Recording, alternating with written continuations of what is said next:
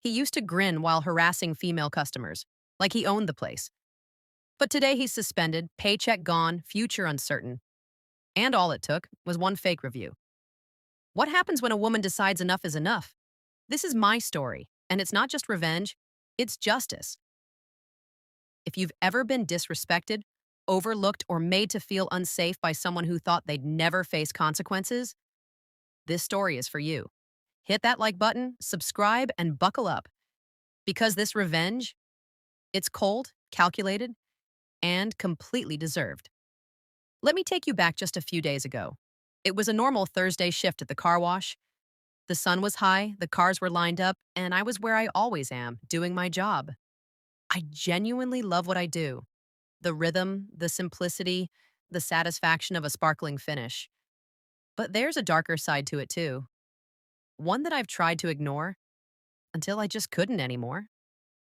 You see, I'm the only female employee here.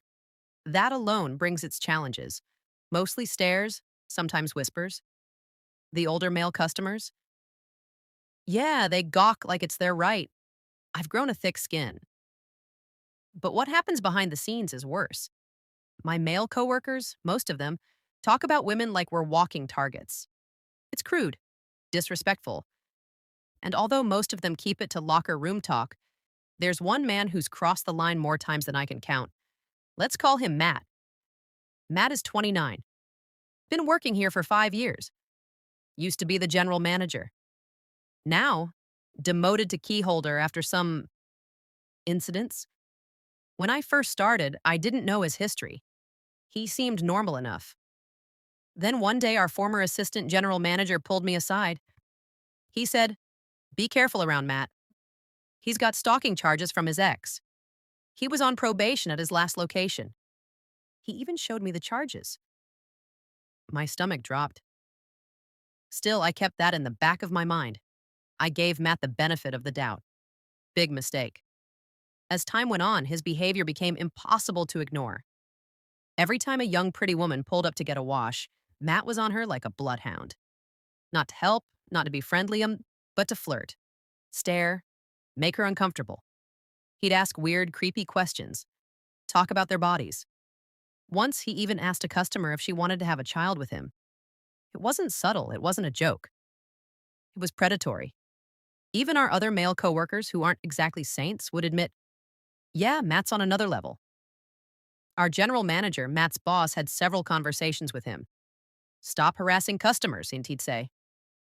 Matt would nod, then do it again. But the GM is a pushover. He talks big, but he avoids real punishment. No write-ups, no suspensions, just warnings. Matt, he took it as permission. Matt, he thought he was invincible. Like this was his world, and women were just background noise. The worst part? I don't think he even saw anything wrong with his behavior. He watches so much porn that he truly believes every woman wants him. It's delusional and dangerous. Then came Thursday. A young girl pulled into the lot. No more than 20 years old. Pretty, sweet, quiet. I knew what was coming. I was already helping her select her wash when Matt appeared out of nowhere, trying to wedge his way into the conversation. He asked how her day was, made some comment about the weather. On the surface, it seemed harmless. But I know Matt. If I hadn't been there, the conversation would have gone somewhere dark. You can feel it, the way his eyes linger too long. The fake smile.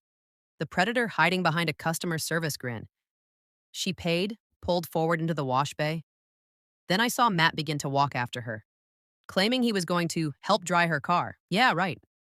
But this time, someone else noticed too. Our general manager. Matt, do not go over there, he said firmly.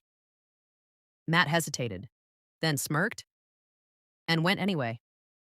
Our GM shook his head and went on break. He didn't follow up, didn't stop him, didn't protect her. Typical.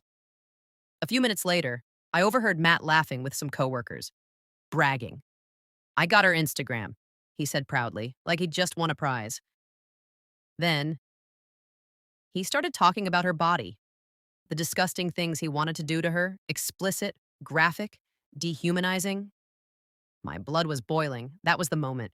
The switch flipped. No more waiting for someone else to do something. No more hoping management would step up. This creep was done.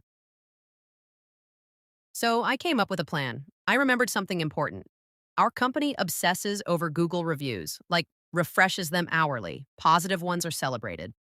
Negative ones set off alarms. Perfect. I made a fake Gmail account, created a new identity, profile picture, name, backstory. I started writing a review, but not just any review. This one would come from her perspective. The girl he harassed, the one who felt uncomfortable, violated, and scared. I poured everything into that review. Every ounce of rage, disgust, and truth I had bottled up. Every moment Matt made a woman feel unsafe. Then, to make it sound natural, I ran it through ChatGPT, toned down just enough to feel real, but damning enough to be taken seriously. Then, I hit post. Not even 15 minutes later, my GM looked at his phone. Email notification. 1-star review. He stared at the screen, put a hand over his mouth. Check the review Matt got, he said, pretending to act shocked.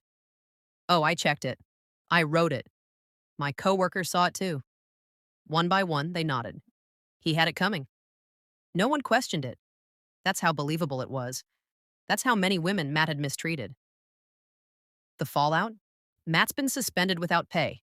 Our district manager said he's 99.9% fired pending investigation. And me? I don't feel a single shred of guilt. Let him beg. Let him rage. Let him try to explain away the lies he told himself. He brought this on himself. He thought he could keep getting away with it. But karma has a keyboard. There's something deeply satisfying about watching someone finally face consequences they never thought would come. No screaming match, no confrontation, just a cold, quiet digital dagger straight to the career. Matt didn't see it coming. And now, he's out of the building, out of power, out of excuses. The same system that protected him turned against him with one believable review. I didn't just get revenge, I got justice. Some people say karma takes years. Sometimes it only takes a few clicks. Respect isn't optional, it's earned. And when people forget that, well, the internet remembers. If that revenge hit you right in the soul, smash that like button. Subscribe for more stories where justice is served cold. And tell me in the comments, what's the pettiest or most satisfying revenge you've ever seen? Because sometimes it's not about anger, it's about balance. It's